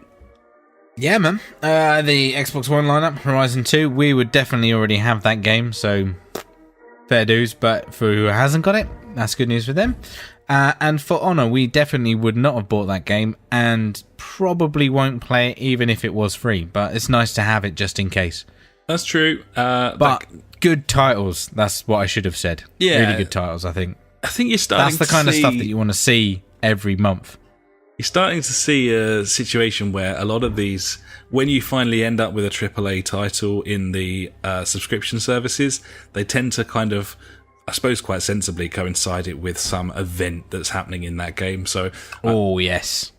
in the same breath as this being announced as PS Plus For Honor, they also there was a story today about them celebrating the 7th season. I don't know quite how their seasons work. Sure.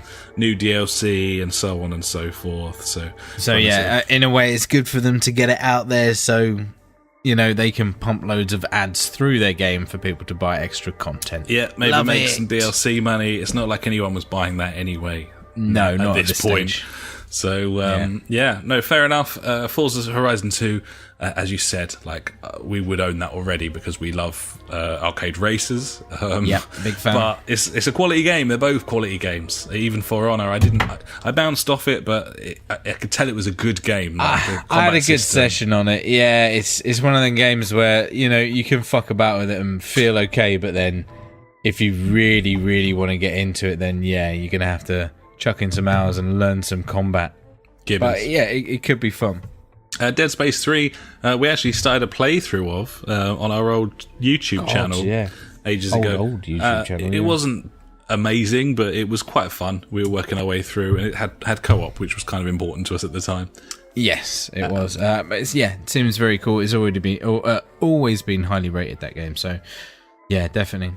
And Good- then Epic good one Mickey, for the old Mickey 2. backpack. yeah, you know, it's a kids game. It's a puzzler, platformer, painting game. It's fine. So yeah, all in all, not bad at all. Going over to Sony's Not bad. camp, Sony camp. we've got the PS Plus games for August. This was announced just today, just in time. Thank you very much. And the highlight is Mafia 3 is coming to PS Plus in August, which is a game that I will definitely play, probably all the way through. I'd forgotten it existed. Not just 95% and then stop. That could happen as well, but I'd certainly put Could the happen. hours in. And then we've also got Dead by Daylight, which is a multiplayer 4v1? Yeah, 1v4? that's right. Could be one for game night. I'm putting it out there. It's one for game night. Yeah, it could well be. It's like a sort of Halloween game where you've got the enemy and then 4 people trying to complete some tasks like get generators up and running, that sort of thing, to escape before they're killed and picked off by. Yeah. It's a horror film in game form. It's like Evolve in reverse, in that the Yes. 4 are the hunted rather than the hunters. Indeed. And by all intents and purposes, sounds like quite a good bit of fun and could actually be an excellent title for PS Plus. So it's been a while since the 2 PS4 games have been of any interest to me, like both of them, and that is the case this month. That's pretty cool. Gibbons. Mafia 3, do you think you'll play that as well? I think so. I'll definitely load it up and give it a go. Like I was quite excited by like the trailer and everything. It looked like it could be quite an interesting game when it came out, and then obviously it came out. So yeah, it reviewed all right. I think it just came out at a time when there was a lot of other stuff on the horizon as well. So yeah, exactly. I genuinely forgot about it. I forgot it was even there. I think that probably means that it hasn't gone into any sort of meaningful sale for some time, because normally we'd notice. We tend to scour those sales for bargains. So I'm looking forward to playing that. That's going to be quite cool. And yeah, it might take my LA Noire fix a little bit, because it's kind of that sort of era, isn't it? Yeah, could be interesting. Gibbons. So yeah, that's that. You've also got Bound by Flame on PS3, and Serious Sam 3 BFE as well. Vita owners have got Draw Slasher and Warhammer 40,000 Classic Space Hulk as well. Space Hulk. Then you got the additions of a free VR game this month. Here They Lie, virtual reality horror experience. Looks nice, like it. Lovely. And Friendly. they're also peddling one of these Playlink games again, some Yes, trivia Playlink. multiplayer thing called Knowledge is Power. Get in. Yeah. So there Love you go. that shit. Yeah. So I think that's pretty solid as well. I think both camps have kind of done well there, to be honest. Obviously, the PS3 and below stuff is a bit of a write-off at this point, but yeah, Mafia and Dead by Daylight, and then Forza Horizon 2 and For Honor. I think that most people would consider those reasonable. I definitely do. Gibbons. So now for your proper games that are actually coming out for money that you can buy this week, and we get the ball rolling, buddy, with Overcooked 2, and I immediately asked the question, is this something that you're going to pick up straight away? Yeah. Woo. Maybe on the Switch. I don't know about the PS4, but definitely on the Switch. Because your family are well into this, aren't they? Fucking the missus loves it. She's reset the started redoing the campaign again from scratch. That's how much she loves it. It's crazy. Is she aware of this sequel yet? Yeah, as soon as I said it, she was like, "Why haven't you got it already?" I'm like, "It's not out till August." And then like the other week, my son came home and he was like, "Oh, Overcooked 2's out." I'm like, "No, it's why? Why would you say that? Why do are your you family making continue to quiz you on gaming facts? That's I know. One of the few things we know is video no. games. It's not out yet. Trust me. No, seriously, Dad, it is. It's out now. My mate's playing it." I'm like, "Your mate's a dickhead. Your mate's a liar and you can no longer hang out with him." Yeah. Disown him right now. Anyway, yeah. So yeah, Overcooked 2, I'll definitely be getting that. Yeah, it looks more of the same, but with more ridiculous kind of ridiculous. Levolution. I'm going to go with, just to completely undermine DICE by stealing one of their Battlefield words to describe a cooking game for the family. I feel like that's where it's just. That's about where it belongs. Yeah, So, I think yeah. so. Yeah. We've also got Dead Cells, which is a long overdue game coming to PS4, Xbox One, Switch, and PC. This is a roguelike 2D side scroller, so that's fine if you like that sort of thing. Which I don't, neither do you. We'll move on. Nope. Akami HD is coming to Switch. This is obviously a remaster, but it's been out on various other Nintendo platforms.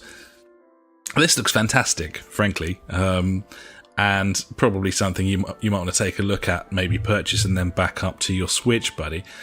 This fantastic-looking cartoon RPG finally coming to was essentially the best console for it. There are a lot of kind of very obvious mechanics in this game that will work perfectly on the Switch, sort of touchscreen mechanics and painting and so on, mixed with this sort of Spyro-esque kind of 3D platformer. For a game that's quite old, it looks pretty nice. I think it's going to really pop on that Switch screen. Not gonna lie, I'm watching a video and I'm freaking the fuck out. I don't know what's going on. I see a dog. It's a bit weird, but it looks cool. It's definitely one to pick up, I think. And you can see from sort of reviews of it on previous platforms that it's a bit of a masterpiece. So that's really cool. Yeah, but is it going to be one of those games where it's a masterpiece, as in like, you know, Cannes film masterpiece? I don't think so. I think it'll be a little sort of a little non-Western in places, but for the most part, it looked like a sort of just lots of different surprises. You know, in the same way that Mario is very quirky, I think that there's a lot of quirk here as well. You got sort of 3D sections, 2D sections, all sorts of little puzzles and mini games and stuff. Just looks like a cool package. Maybe worth a look if you're a Switch owner.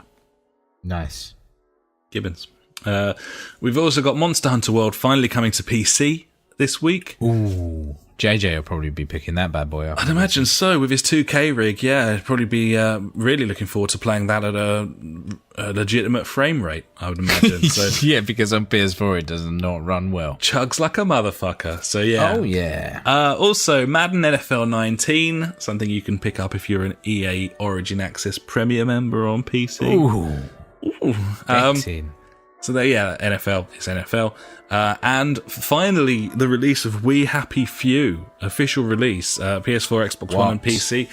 Really been a very long time since I've been desperate to read the reviews of a video game, buddy, but I have to say, it's going to be interesting. I really want to know. What the fuck is this game nowadays? No one seems to really know exactly knows. what's going on. Yeah, it came out in early access and was a completely bare-bones survival game that had no bearing on the original trailers that kind of were used to promote it at E3s of past.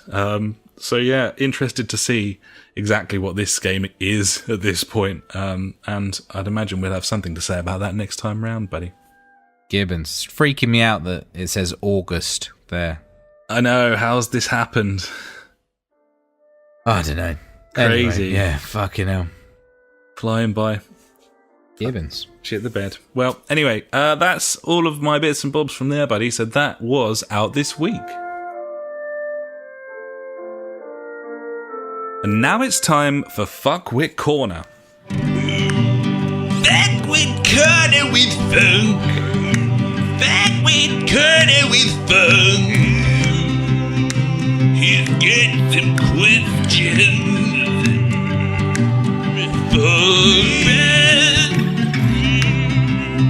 Funk.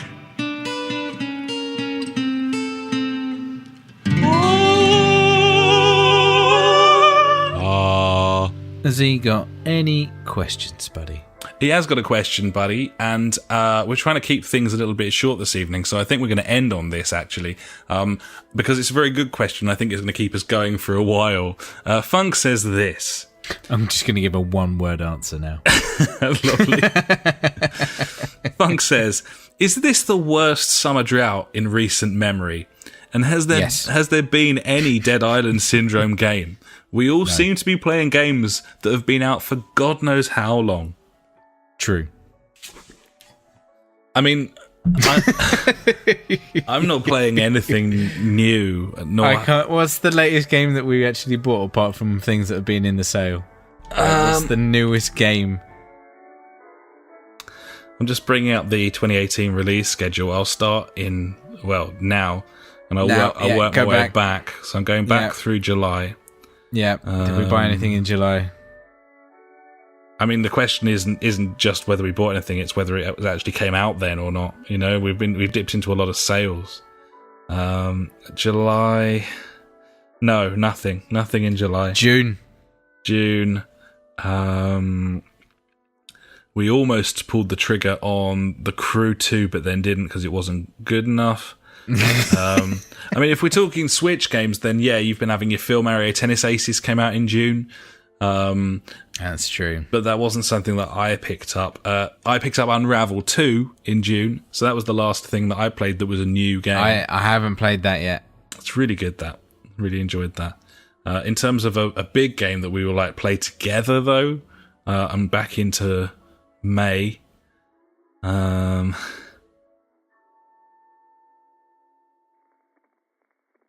Nope. State of Decay 2 was, I suppose, that would have been a big one. That would have been a big one, yeah. They fucked that. Then you got Tropical Freeze, came to Switch. But again, that's not something we played together. April. God of War. It's God of War. 20th of April. That's fucking bad. So that's a bad year for games. It's not great, is it? I mean,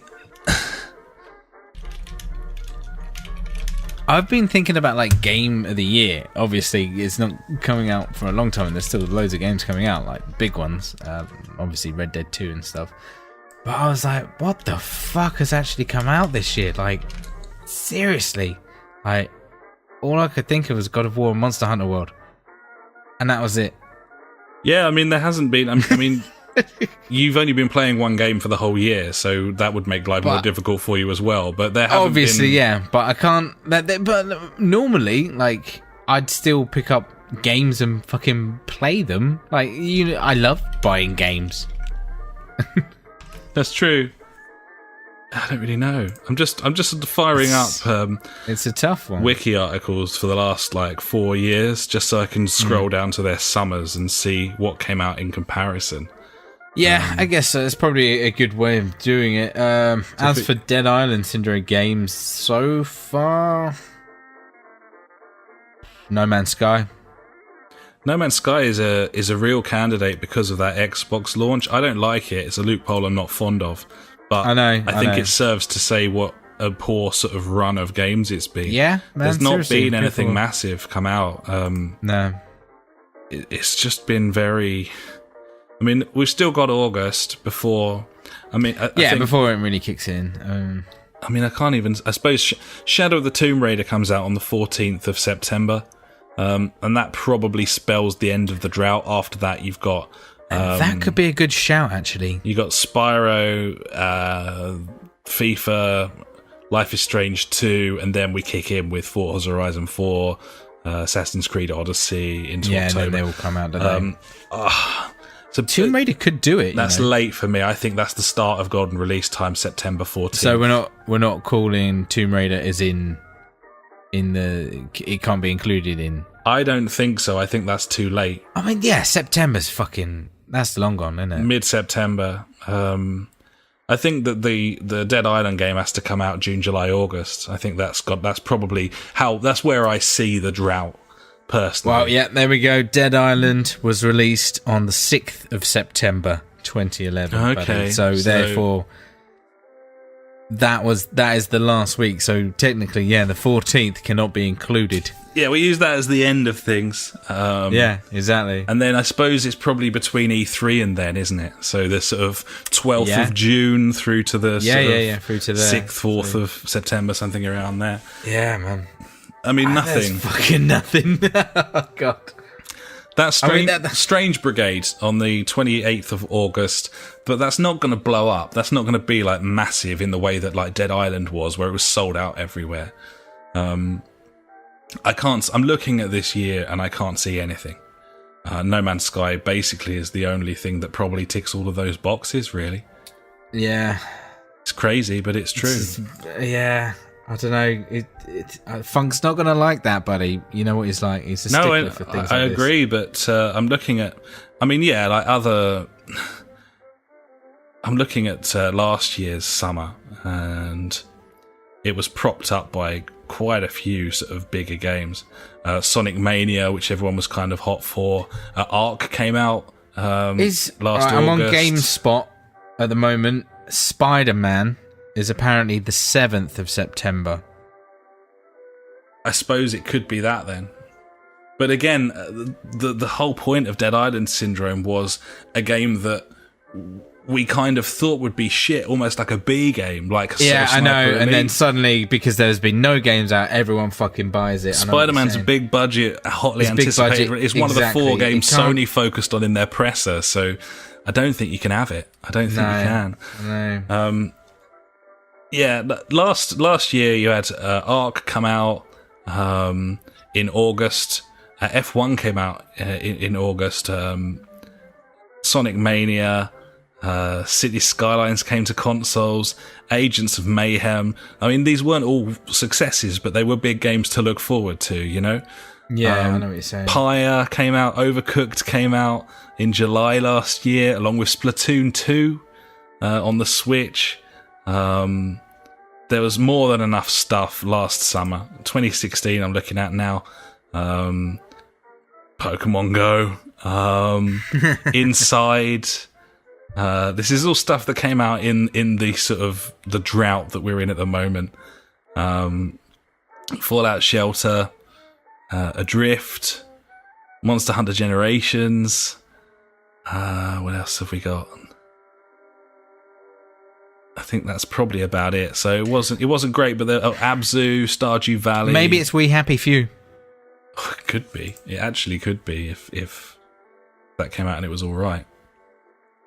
It might be that game that everyone just fucking gets on board with. Answering the first part of the question first, yes, it's the worst summer drought in recent memory. I mean, I can't remember since I was old enough to earn my own money and buy video games with it. I can't remember a summer where literally nothing came out that I wanted. I mean, I've spent a combined 30 quid on video games over the last 4 months. It's crazy, isn't it? 2 of them were 360 games. One of them was a faux indie title in Unravel. And a poker game. And a poker game, exactly. So yeah, that tells the tale. It's got to be the worst. And the Dead Island game, I suppose We Happy Few it could be. No Man's Sky is blatantly the answer. It is No Man's Sky. The way that they've relaunched, no one was excited and anticipating that thing until they released a trailer for it the week before it came out. Yeah, and obviously now, like, you know, well, I reported on like how that's like smashing the Steam charts and stuff now, exactly, so. That's the one. Yeah, sadly, I think it's going to be No Man's Sky, but you know, we could be wrong. There's still another month or so to go before the summer drought's over. Yeah, we've got a month for a craze. I think the free-to-play games have kind of meant that maybe people are kind of a little bit happier. Yeah, that's true. The fact that Fortnite's massive and PUBG's massive, and true. Maybe that's had some bearing on the lack of a frenzy over a specific title. Mm-hmm. But yeah. I think we're going to have to go with that, buddy. Gibbons, me. So I think that'll about do us, buddy, for episode 174. It's the early hour of 8:38. I'm looking out the window. It's still light outside. And that means beautiful. That means some nice gaming. That means some gaming time. Get some games on. It's exciting. We wouldn't normally have started by now. It's fucking cool. Yeah, it is. Sorry, I was reading stuff. Okay. Sure. You know what I do? I can't do more than one thing at once. No. Yes. No, yes. I don't need to recite all of the places. You don't have to say, we just got to say, see you later, have a good one. Fuck you. No, thank you. Sorry. Tricky. Close enough. Getting mixed up, those two. Yeah. Can put you in hot water. I don't know what we're going to play now, buddy. The world's our mollusk in many ways. We'll load up and see where it takes us. We'll eat some Gibbons. chili first, though, because I'm a bit hungry. Sounds like a plan. I'll have another beer, I think. That'll top me up. I definitely will be doing that. Gibbons, well, in that case, I'll meet you on the console, buddy. We'll say goodbye to these lovely people. Thanks so much for listening, buddies. We will catch you next week. Gibbons, buddy. Until then, I've been Alex. He has been Ash.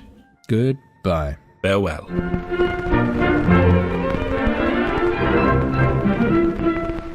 You've been listening to the JfG podcast with Ash and me, Alex.